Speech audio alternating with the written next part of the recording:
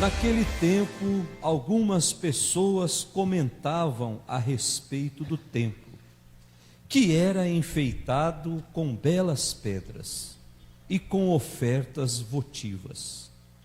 Jesus disse: Vós admirais estas coisas? Dias virão em que não ficará pedra sobre pedra, tudo será destruído. Mas eles perguntaram: Mestre, quando acontecerá isto? E qual vai ser o sinal de que estas coisas estão para acontecer? Jesus respondeu: Cuidado para não serdes enganados, porque muitos virão em meu nome dizendo: Sou eu, e ainda o tempo está próximo. Não sigais essa gente. Quando ouvirdes falar de guerras e revoluções, não fiqueis apavorados. É preciso que estas coisas aconteçam primeiro, mas não será logo o fim. E Jesus continuou: Um povo se levantará contra outro povo, um país atacará outro país. Haverá grandes terremotos, fomes e pestes em muitos lugares. Acontecerão coisas pavorosas e grandes sinais serão vistos no céu. Antes, porém, que estas coisas aconteçam, sereis presos e perseguidos, sereis entregues às sinagogas e postos na prisão. Sereis levados diante de reis e governadores por causa do meu nome. Esta será a ocasião em que testemunhareis a vossa fé. Fazei o firme propósito de não planejar com antecedência a própria defesa, porque eu vos darei palavras tão acertadas que nenhum dos inimigos vos poderá resistir ou rebater. Sereis entregues até mesmo pelos próprios pais, irmãos, parentes e amigos, e eles matarão alguns de vós. Todos vos odiarão por causa do meu nome, mas vós não perdereis um só fio de cabelo da vossa cabeça. É permanecendo firmes que ireis ganhar a vida. Palavra da salvação. O Senhor virá julgar a terra inteira, com justiça julgará. O Senhor virá julgar a terra inteira, com justiça julgará. Podemos sentar. Caríssimos irmãos que nos acompanham pelas redes sociais, nós chegamos ao último domingo do nosso tempo comum. A nossa caminhada de tempo comum, ela chega ao seu fim. Domingo que vem já não será mais tempo comum. Domingo que vem vamos gritar para o mundo inteiro que Cristo é Rei. Que Cristo é Rei da minha vida, que Cristo é Rei da minha história, que Cristo é o Rei da minha família. E se nós olharmos o tema, o título do jornalzinho da semana que vem, nós vamos ver Jesus Cristo, Rei do Universo. Portanto, o reinado de Cristo será anunciado na próxima semana. Depois de passarmos um ano todo meditando sobre a palavra de Deus, nos direcionando, nos orientando, agora é hora de reconhecer a realeza de Deus na minha vida. Tudo vem dele e tudo se converge para ele. Portanto, neste final de semana, o último do tempo comum, nós somos convidados a olhar para a nossa meta. A nossa meta não é outra senão o céu, não é outra senão a vida plena, a vida definitiva. E ao mesmo tempo, nós somos convidados a alimentar em nós a esperança, porque é a esperança que vai nos dar coragem para enfrentarmos os desafios do mundo. Sem esperança, nós não chegamos muito longe. Sem esperança, a nossa caminhada ela está sujeita a ser interrompida. E nós vamos perceber isso nas leituras de hoje. Primeira leitura, tirada das profecias de Malaquias, o capítulo 3. Malaquias é o último livro do Antigo Testamento. Depois de Malaquias já começa o Novo Testamento.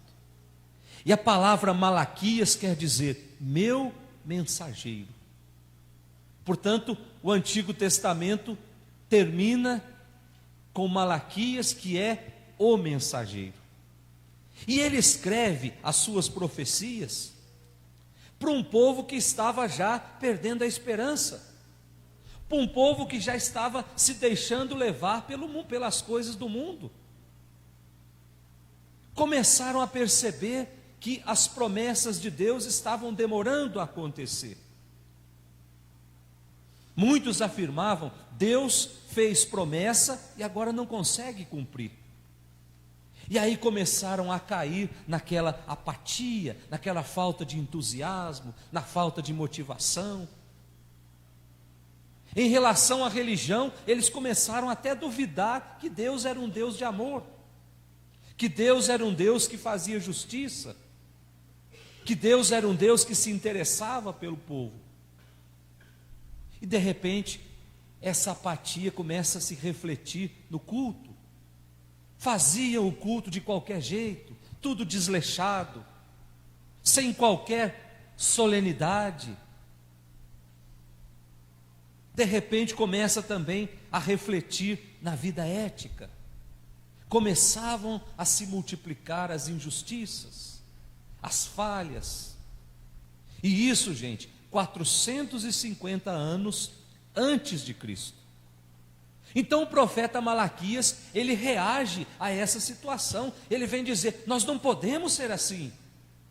Nós não podemos duvidar de Deus. Nós não podemos cair nessa apatia de achar que as coisas estão perdendo o sentido na nossa vida.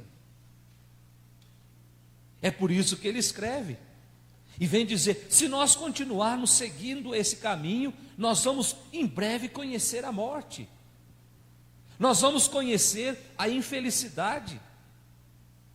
Mas se nós abrirmos os nossos olhos e nos voltarmos para Deus, aí sim nós vamos conhecer a vida. Aí sim nós vamos ser felizes. Porque Deus tem a felicidade para oferecer para aqueles que trilham seus caminhos. Ninguém segue o propósito de Deus infeliz. Se nós estamos dispostos a embarcar nessa aventura, nós precisamos ser felizes. E aí a gente lembra várias passagens, a palavra feliz na Sagrada Escritura aparece 170 vezes. Portanto, o seguidor de Jesus Cristo precisa ser feliz. E o exemplo de felicidade nós encontramos em Maria, quando o anjo vai até ela e diz: alegra-te, cheia de graça. Quando nós estamos alegres, nós sentimos a presença de Deus. Portanto, a alegria deve estar contida, deve estar na vida daquele que se dispõe a seguir Jesus Cristo.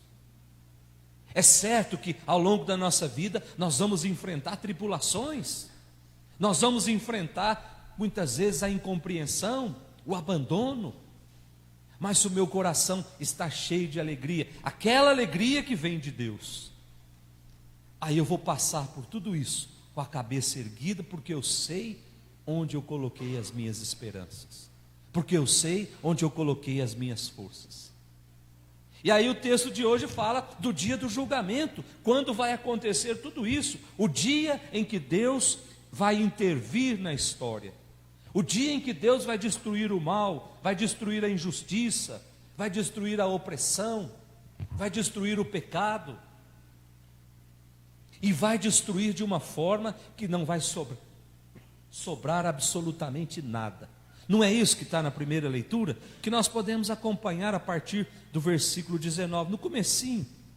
Eis que virá o dia abrasador, como fornalha, em que todos os soberbos e ímpios serão como palha, e esse dia vindouro haverá de queimá-los diz o Senhor dos Exércitos, tal que não lhes deixará raiz nem ramos. Portanto, o mal vai ser extinto de uma forma definitiva. Mas para aqueles que caminham na aliança com Deus, para aqueles que observam os mandamentos, finalzinho, versículo 20, para esses nascerá o sol da justiça, trazendo a salvação nas suas asas. Olha que coisa bonita, gente. A fidelidade a Deus faz com que o sol da justiça brilhe sobre mim. E esse sol da justiça, lá na frente, vai ser identificado como sendo o próprio Cristo. Cristo é o sol da justiça que brilha nesse mundo. E depois a nossa segunda leitura, a carta de São Paulo aos Tessalonicenses, o capítulo 3, Paulo ainda continua falando à comunidade de Tessalônica, que nós estamos estudando já há uns 4 domingos. Era uma comunidade muito entusiasmada, era uma comunidade viva, uma comunidade comprometida, mesmo diante das dificuldades e das perseguições. Vimos domingo passado, mesmo diante de tudo isso, a comunidade era entusiasmada. Então Paulo, depois de uma discussão lá com alguns líderes religiosos, Paulo foge para outra cidade, para não ser morto, mas ele sabe que essa comunidade de Tessalônica ainda faltava ser catequizada completamente.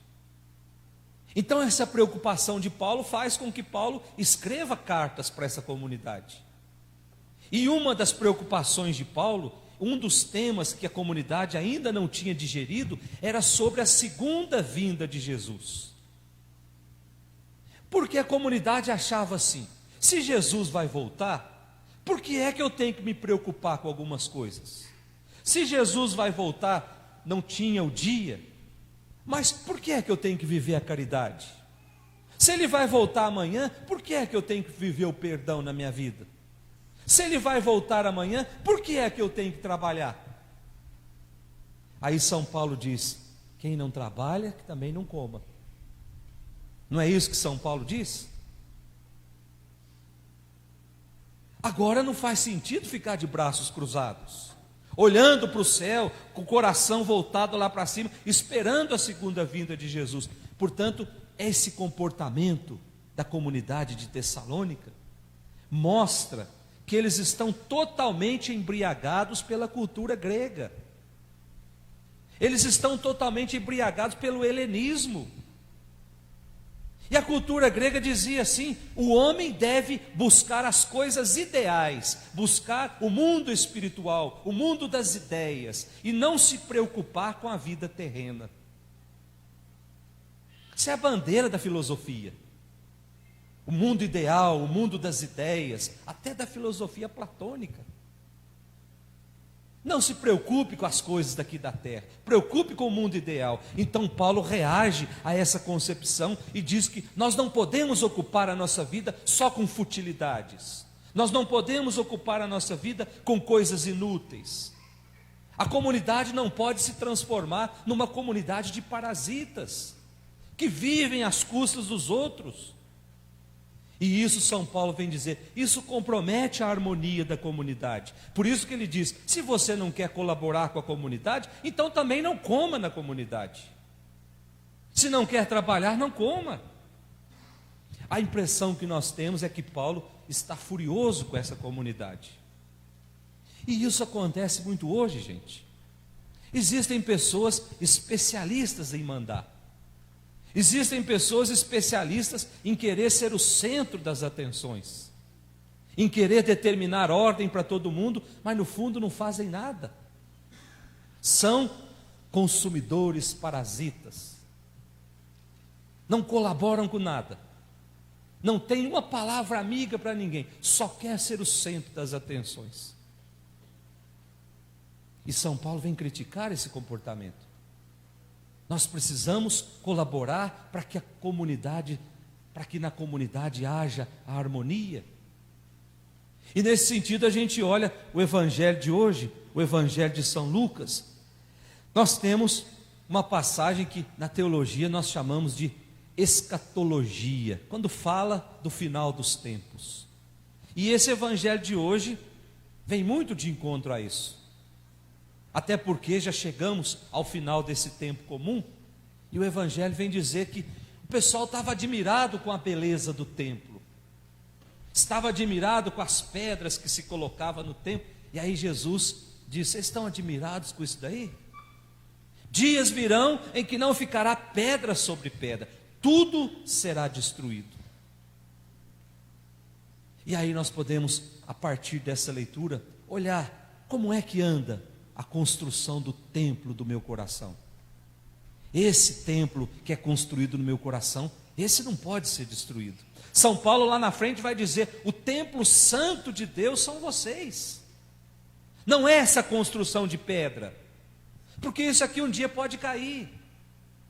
Mas aquele templo que eu vou construindo lá no meu coração, fruto da minha intimidade com Deus, fruto da minha frequência à palavra de Deus, aos ensinamentos da igreja, esse templo ele não pode ser destruído. Ele só será destruído na medida em que eu abro para as coisas do mundo, na medida em que eu coloco as coisas do mundo ali dentro. Aí eu vou me afastando, eu vou perdendo, aí sim as coisas vão ruindo na minha vida. Por isso é preciso pedir sempre a Deus a graça de nunca deixarmos de construir esse templo que é a nossa vida dentro do nosso coração. O templo santo de Deus somos nós, com as nossas histórias, com os nossos pecados, com as nossas limitações, com as nossas fraquezas.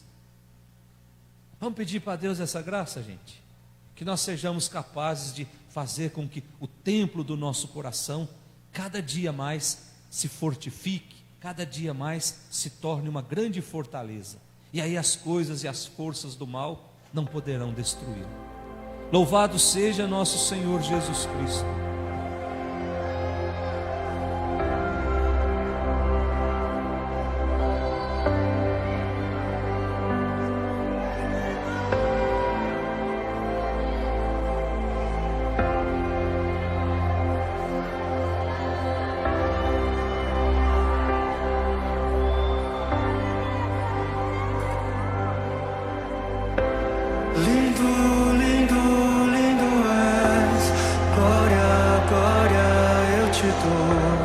Jesus.